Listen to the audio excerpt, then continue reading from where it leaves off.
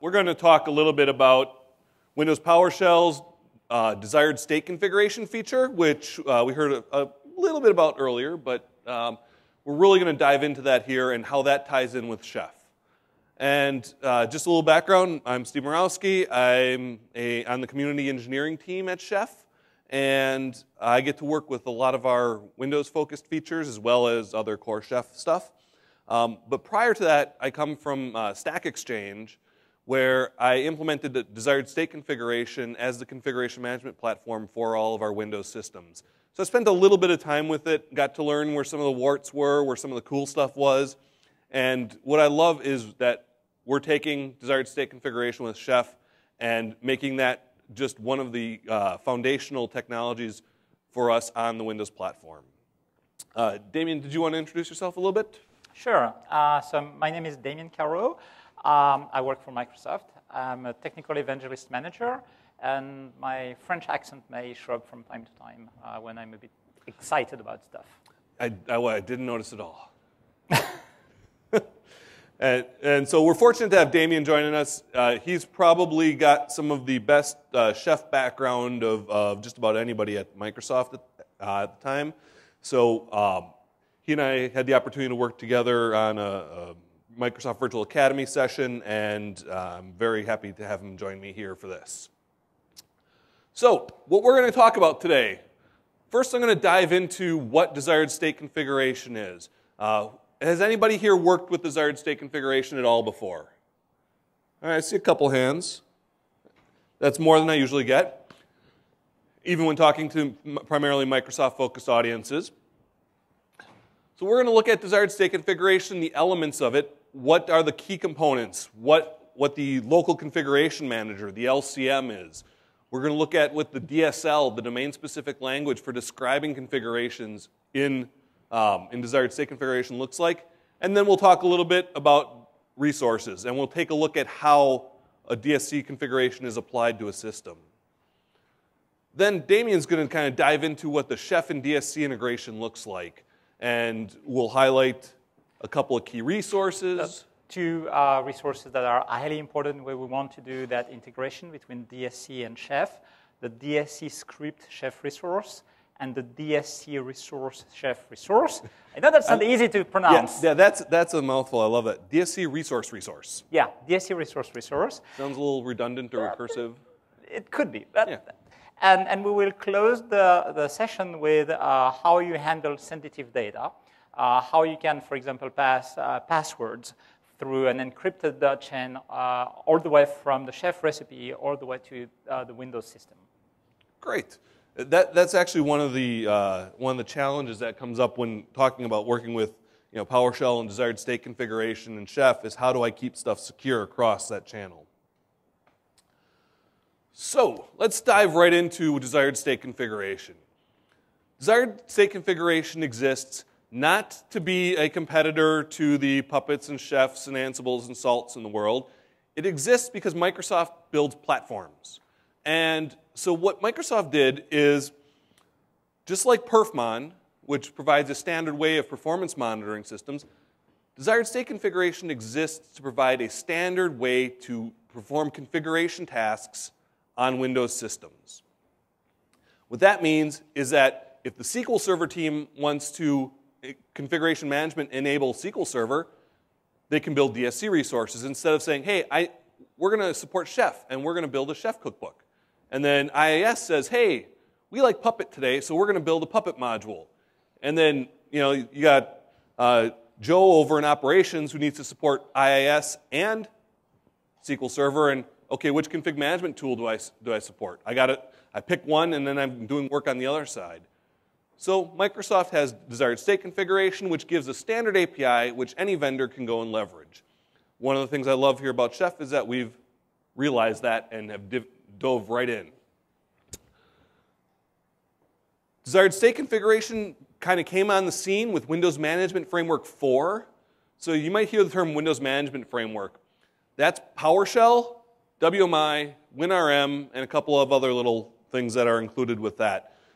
That is how the management framework is versioned in the Microsoft space. So PowerShell 3 ships with Windows Management Framework 3. PowerShell 4 ships with Windows Management Framework 4. That's where desired state configuration was introduced. It was introduced with Server 2012 R2, but it's backward compatible to Server 2012 and 2008 R2. It's continuing development with Windows Management Framework 5. As Jeffrey mentioned in the earlier session, they shipped with a paltry 12 or so resources, but it's an extensible platform. It's built on PowerShell. We can make additional resources, and the resource kit exists to provide about, right now, 100 and some odd additional resources. There's community resources that have been developed by people out in the ecosystem, like from PowerShell.org, as well as some other community members. And so there's a good chunk of things that are out and available with it. So roughly DSC looks something like this. There's the DSC engine in the middle. That's the local configuration manager. On top of that sits PowerShell. The little gray boxes at the top, those are areas for vendors to come in and build things on top. So there is no UI around PowerShell. That's an open space for somebody to come in and put something on top of that. Configuration management tools like Chef can use the DSC engine as an API for configuration management. Oh, are we on auto forward? Shouldn't. Well, maybe. All right. But the DSC engine itself, the local configuration manager, provides common logging. It provides a common endpoint for being able to call into any of the resources. And it handles any of the marshaling of resources across.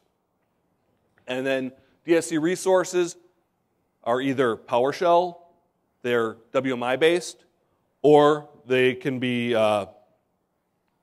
binary PowerShell modules instead of just PowerShell script. One of the key things that you'll hear when you hear about desired state configuration in the local configuration manager is that it's standards-based. And what that means is it's built on SIM and WSMan. SIM is the Common Information Model. It's a DMTF standard. Microsoft's implementation of that is WMI. You might have heard of that before.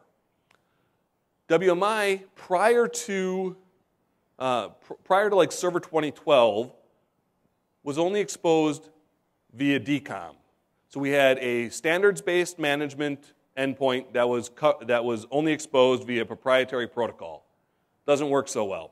So they've migrated to using WSMan as the standard transport, and you might have heard that referred to as WinRM. So WinRM, Windows Remote Management, is the implementation of WS management for remote management access. That's how PowerShell remoting is delivered. That's how remote WMI is, and WinRS, the Windows Remote Shell, are available. And WMI is also available over WSMan. And that is where the local configuration manager endpoint is available. So what that means is configurations are delivered via SIM, via WMI.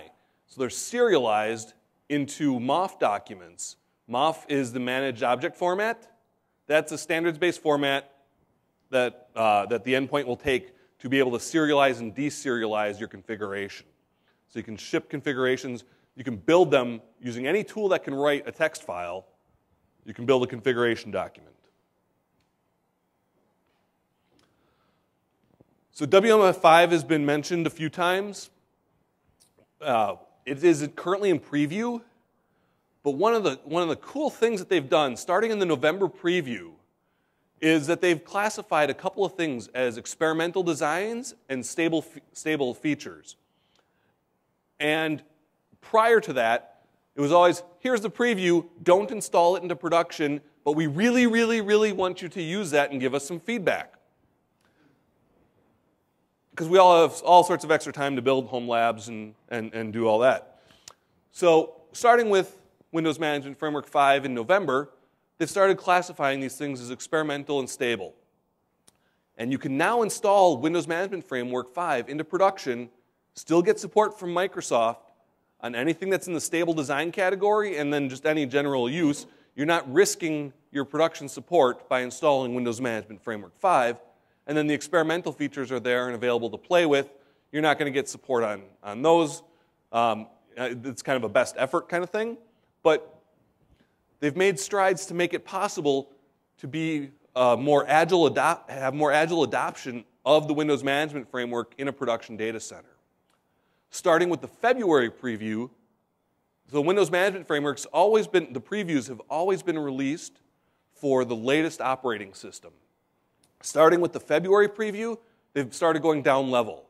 They've delivered 2012 as well, and as well as 2012 R2, and fingers crossed, maybe we'll see 2008 R2 in the future. So there's a ton of enhancements that we've included in WMF5, but I'm just going to refer you to the release notes for all the cool stuff there. So we're going to do a little demo here, and I'm going to show you how DSC looks and works, and it's available on machines that we have in Azure, and that's where we're going to go.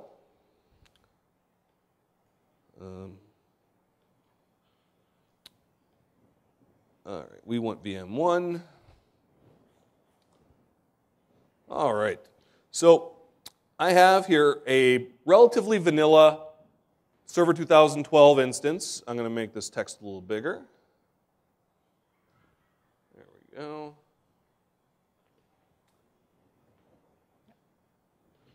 And what I'm going to do here, I'm going to actually kick off this configuration, and then I'm going to talk through it because it takes a little bit to run.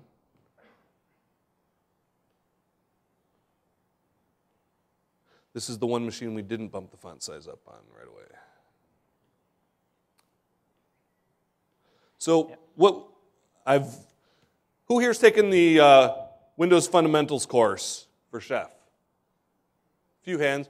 So you guys remember the exercise where you set, gone through Learn Chef, where you set up a website that's got I love clowns, I love bears, or we love clowns, we love bears. I've translated that example into desired state configuration. And so we can take a look at how that responds comparatively. So we want to go.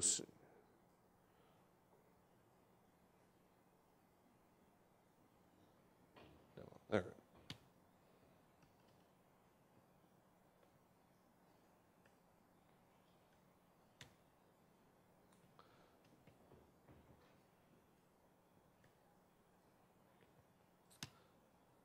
All right.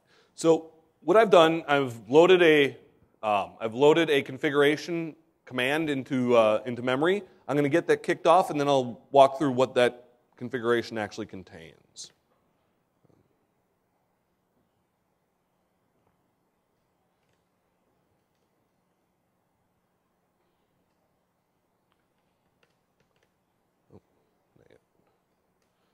So the first thing I have to do is generate a configuration document that describes the configuration. This is similar to the resource compilation that happens in Chef when we build the resource collection. In desired state configuration, that actually generates an artifact, a MOF document.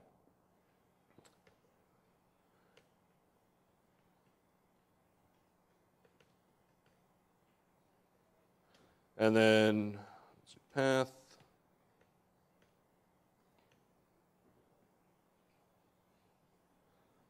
All right, so while that's running, what I have here is an example of the configuration DSL, and some of this is going to look moderately familiar to Chef users. We have a configuration statement at the top, then we go to say node, describe which nodes we want to modify, or which nodes we want to identify. Now where it starts to look like a recipe is when we get inside that node statement. And that's where we start seeing the type, like the resource type. Windows feature is a built-in resource type in desired state configuration. We give it a name. And then inside the squiggly brackets, you can think of that as your do-end block for resources. We can define attributes. And in desired state configuration, they're called properties. Chef, we'd call them attributes. And so I want the web server Windows feature to install. I want to make sure that World Wide Web publishing service is running. Now, you might say this depends on. In Chef, we've come to expect that resources are ordered. So the order in which I declare them in my recipe is the order in which they run. Not so with desired state configuration. Desired state configuration is unordered by default. So if you want an order, you need to use depends on to enforce that. So if I need to make sure that IIS is installed before I check the service is running, I need to declare that dependency. So, and dependencies are hierarchical. So if I depend on IIS being installed and IIS depends on something else, like maybe I expect some files to be in place, that whole chain needs to happen before we get to making sure my service starts. We want to shut down the default website because we want to stand up our own. Then just like Chef offers attributes and for being able to use data to drive our configurations, we can do the same thing in desired state configuration using a concept called configuration data that allows us to pass in random metadata that we can leverage. So I can have my site collection available as attributes on my node object. I can go through and for each of the sites that I want to create, I'll stand up a file, create a web app pool, website, and the port bindings. And then I create a template. Desired state configuration out of the box does not have a template resource, so I kind of make one myself by using string interpolation and a contents property. So the last thing I'm going to show you before we jump over and look at what the output of this command is the configuration data. This is really a series of hash tables or key value pairs that follow a simple pattern. At the top level, you have an all nodes array, and that contains a series of key value pairs. And that can have any random data you want in it as long as there's a node name key. That node name key is one of the common conventions and is either going to be used to imply the name of the server, or if you're using the pull server mode, which doesn't really apply as much with Chef, it would be a GUID that identifies that server or role that it's in. And then I just have my sites collection here. I just have some key value pairs to say the clown site's going to be on 80, port's going to be on 81.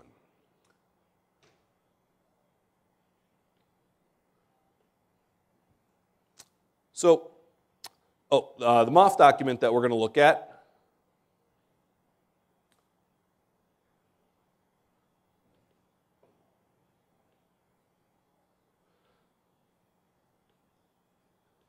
this is the serialized representation of that configuration that we just looked at. After the configuration data is evaluated, it generates this document.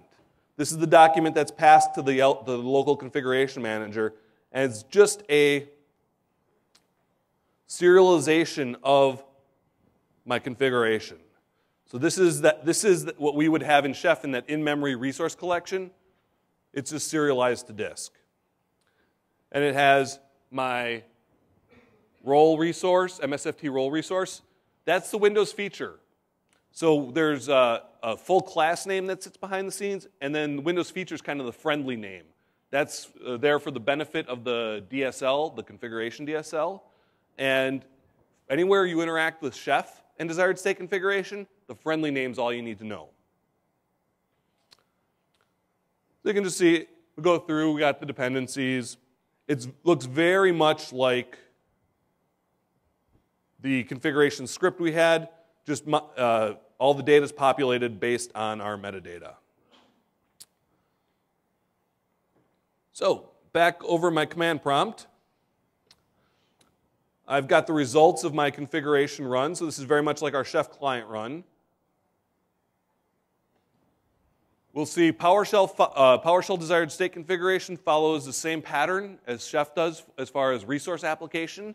There's a test and repair functionality. So we start with our resource. It tests the state. Hey, is IIS there? Nope. Then we need to install it. moves on to the next thing. That means your first run where you're first applying things might take a little while, like this one did. Let's see. Oh, sorry. My fingers scrolled off a little bit. So this one took 116 seconds, so that took a little while because we had to install some Windows features. But it runs through, applies the features, and then we're ready to move on. Then if I would run this again, it would go much, much faster. So let's see if we actually have our sites. On port 80, I've got We Love Clowns. Port 81, We Love Bears. And that matches my configuration metadata that I wanted. Clowns on 80, bears on 81. And life is good.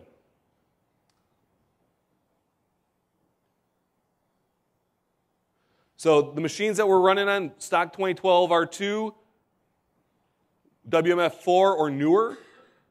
And for when we get into the Chef client examples, we got the latest Chef client 12.2.1, or Chef 12.2.1.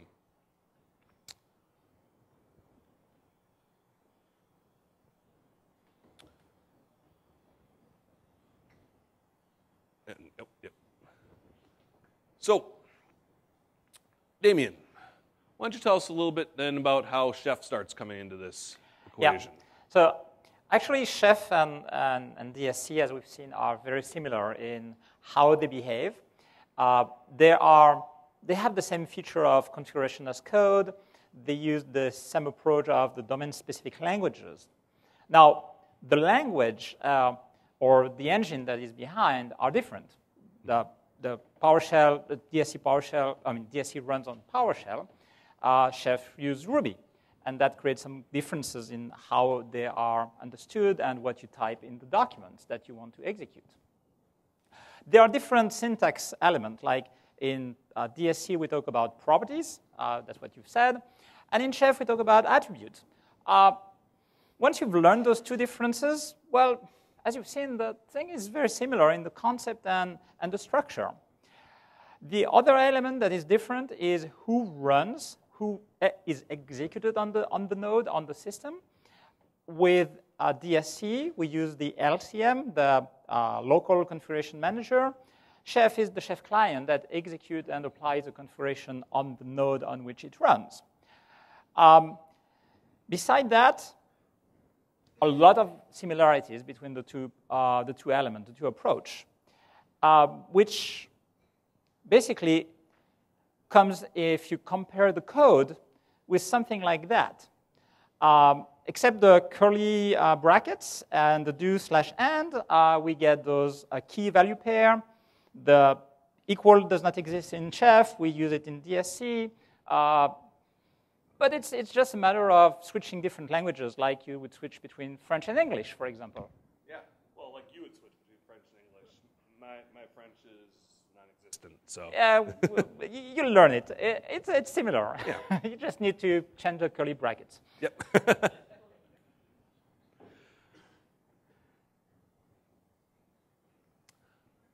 So we have a couple resources in the Chef community, right? Right. So Chef allows to call the DSC elements within the Chef recipes. For that, there are two resources and one approach. The two resources that need to be understood is the DSC script, Chef resource, and the DSC resource, Chef resource. Trying that again.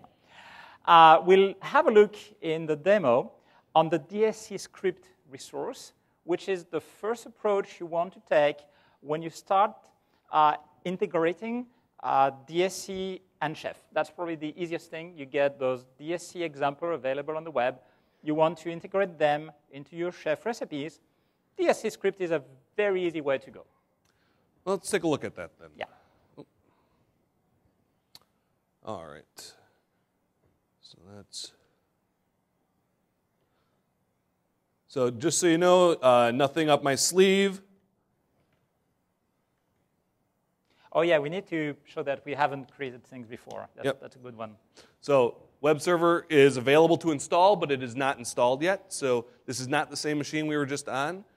we're going to take a look at a recipe that does the same thing our DSC configuration did just a minute ago, but is basically taking that DSC configuration, embedding much of it into a chef recipe, and makes it very easy to go from that DSC example into chef.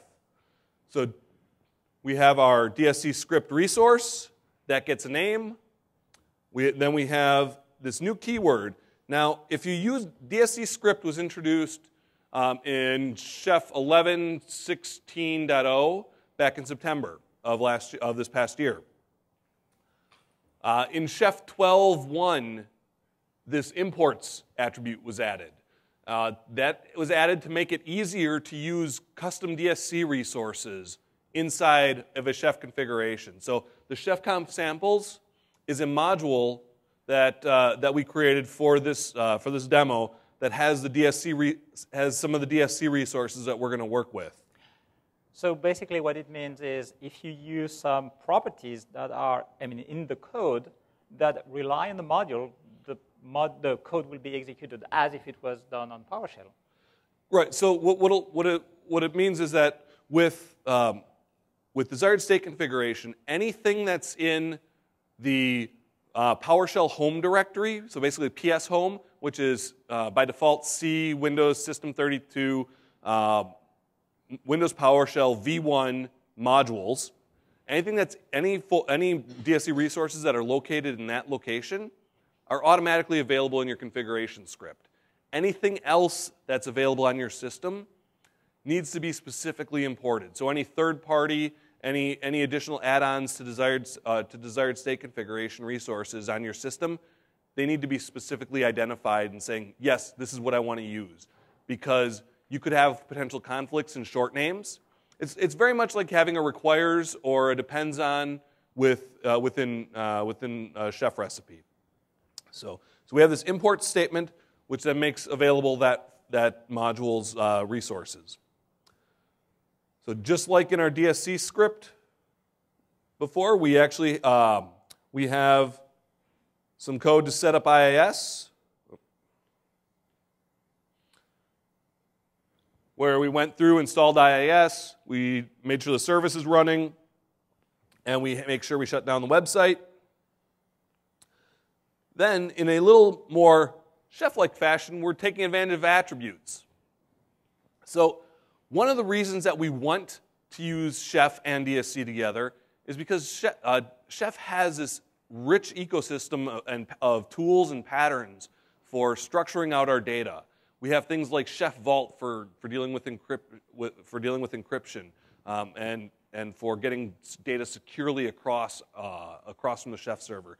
We have roles and environments and the cookbook patterns that we can do around those for getting structured data out to our nodes so that they can get themselves configured correctly, as well as leveraging search. A lot of those things that don't exist in the DSC ecosystem by themselves. So I can take my node metadata and use that to drive additional DSC configurations where I'm pulling from that. So I can identify my sites based on information from my attributes. So we'll just kick that off.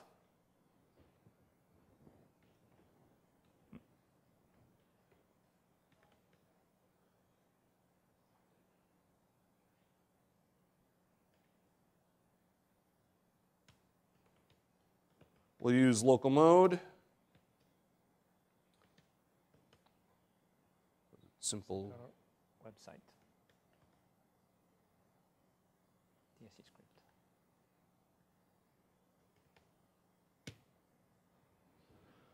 So while my Chef client run spins up to go, one more thing I wanted to point out with this guy here. Because I don't have a great template resource, I can mix in Chef resources here. I don't have to go all DSC. I don't have to go all Chef. I can kind of mix and match so I get the best of both worlds. So I can leverage all of the capabilities of my Chef cookbook. Let's see. We're still running here. We'll let this guy run. We'll come back And I'm going to let Damien continue on and talk a little bit about DSC resource. Yeah. We'll actually switch to the other demo machine where we have the DSC resource recipe available. Let's make sure I go to the right machine. Yeah, here we are.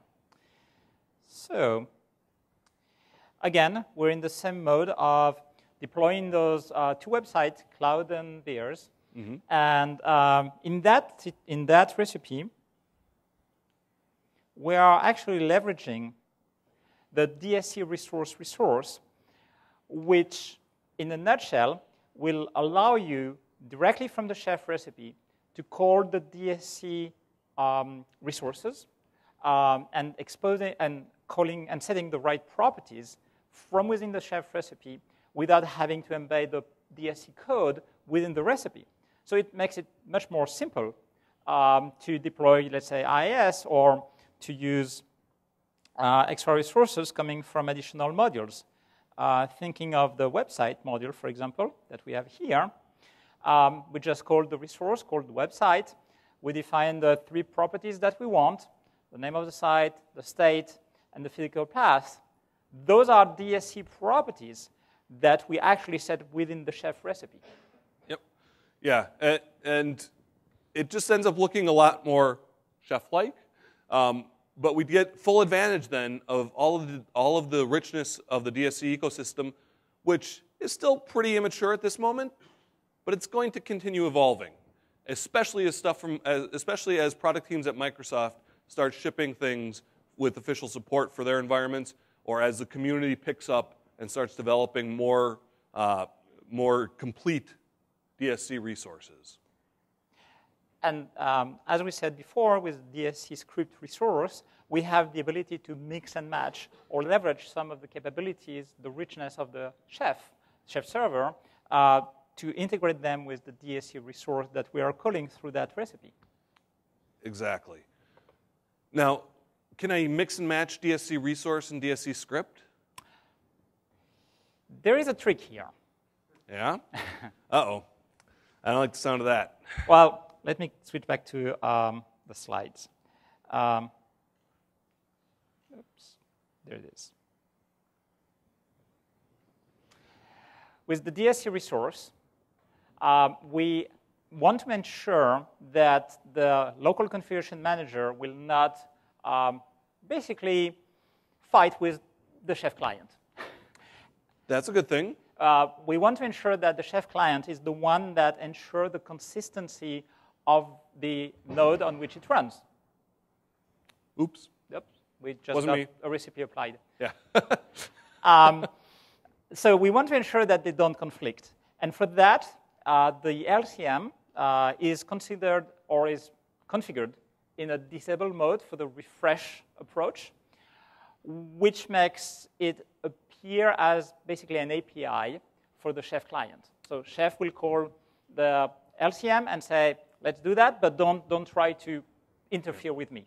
So basically, one of the bits of feedback that Chef gave Microsoft is, hey, we're trying to use this local configuration manager as an API, but it's still this full config management agent that's sitting on the node. So there's a lot of extra overhead.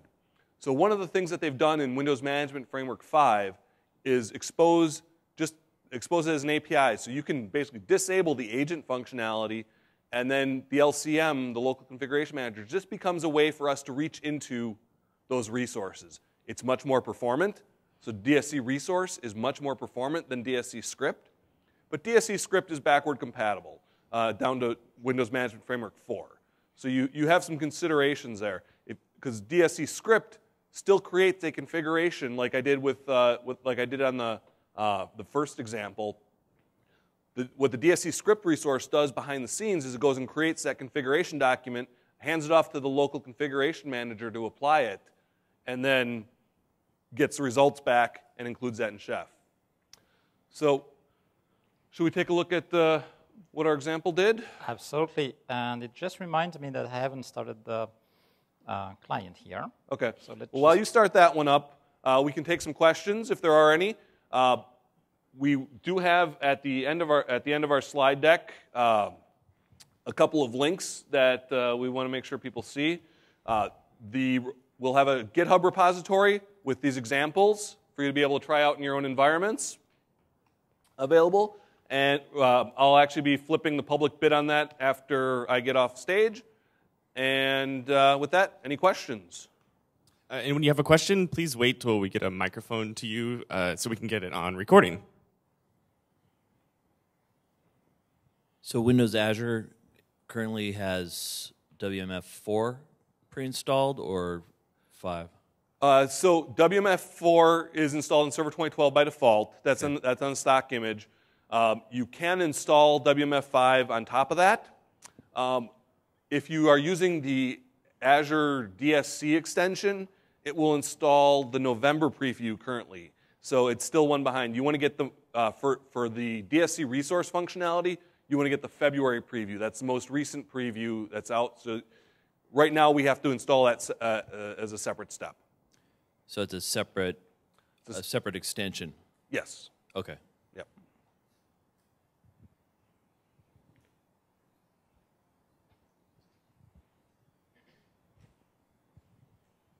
So first of all, thank you. Great presentation.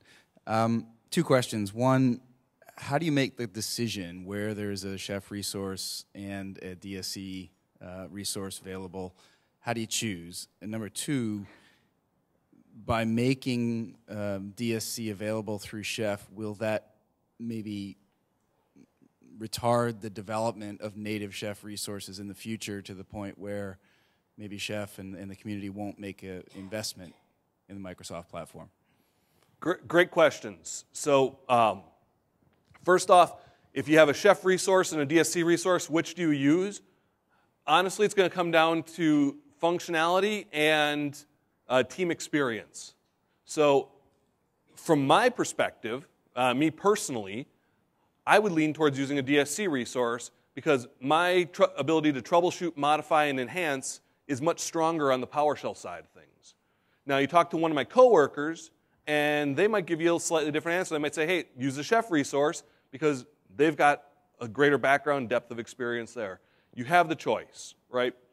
Now, where I see things evolving to with that is that we start using DSC resources as some of the back end for some of our Chef resources or in some of our cookbooks as kind of the backside of a lightweight resource provider, for example, as one of the things being leveraged. Because DSC resources and Chef resources have a lot of similarities, but there are some differences. Notifications don't exist in DSC resources by default, so Chef adds that capability on top. But DSC resources really only have a set and a test functionality. They don't understand messages. So for example, in Chef you have, you can have creates or run or new, or you can have different signals passed. That's not necessarily the same. That's not necessarily the same capability you have in or you do that slightly differently in desired state configuration. So it's really going to depend on on where your team experience is at and what resource. Does the Chef resource get you all the way, or does the DSC resource get you where you need to be? There might be a little bit of, there's a little play there, so it's kind of an it depends answer. And then as far as, is DSC resource development going to kind of kill the Chef Windows ecosystem? I don't think so. There are a ton of invested people building tools to manage Windows systems in Chef cookbooks and lightweight resource providers. It's another tool in our tool belt. It's also another avenue of things that are being developed. And since that's the platform Microsoft's built, that's what their product teams are going to be targeting. What it does is it gives us just a wider array of tools in our belt. And because it's all PowerShell or almost all PowerShell behind the scenes, we can very easily go take a look at those resources and re-implement what we need to when we need to make them slightly different for our internal use cases. So I know I saw a question back here, but then we're also almost out of time. So it kind of touches on his question, but what is your response to that for community cookbooks like IIS and SQL? Those providers have been created in DSC. Do you see those cookbooks being decommissioned, or what do you see the workflow or the life cycle for those types of cookbooks? Well, what I would like to see is that as we can count more on Windows Management Framework 4 and 5 being available places, that we can move some of that functionality to DSC providers. But there's still a ton of capability that like the IAS cookbook has that we don't see in DSC resources around IAS right now. And also, we support platforms back before DSC was a capability. So we need to have that same backward compat capability as well. So I don't see DSC as coming on to kind of preempt any functionality that we have with Chef and in the community cookbooks. I see it as something that can augment and enable more people to help contribute as well. So there's community efforts around IAS and DSC.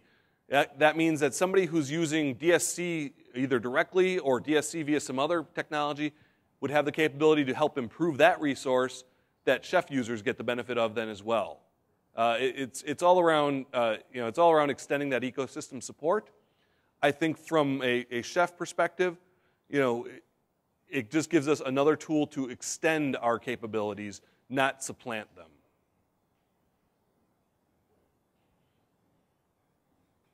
So, how are we looking? Looking good. Port 80 has the Clown website. Port 81 has the bear. The Chef client has executed correctly. You want to show the resources slide here at the end? Yeah, and maybe one quick thing around sensitive data. We're just over time. Just over time. Yeah. So you'll get that in the slide. Basically, we use encrypted data back. We pass it to the Chef client, which decrypt it in memory, and then use a secure string to pass it to PowerShell. Yep. So Chef includes a helper now to help create those credential objects in memory, so you don't have to serialize any passwords or anything to disk, so you can take advantage of the PowerShell credential objects in memory there. So if you want to grab that bit.ly URL, shortly after I get down off stage, that GitHub repo will be available, and the slides are already available at the bit.ly chefconf_DSC_slides. Two resources, remember, the DSC resource and the DSC script. Yep. And last but not least, PowerShell.org has a ton of great DSC resources and content. And supermarket. For the community, yep. The supermarket.chef.io. Yep, exactly. And you can find more from Damien and myself at our Twitters. I'm Stephen Morawski and D. Caro. His is a lot shorter and easier to write. I'm sorry. And I'll pass the request to him in case they come through me. So, thank you guys very much for your time and attention.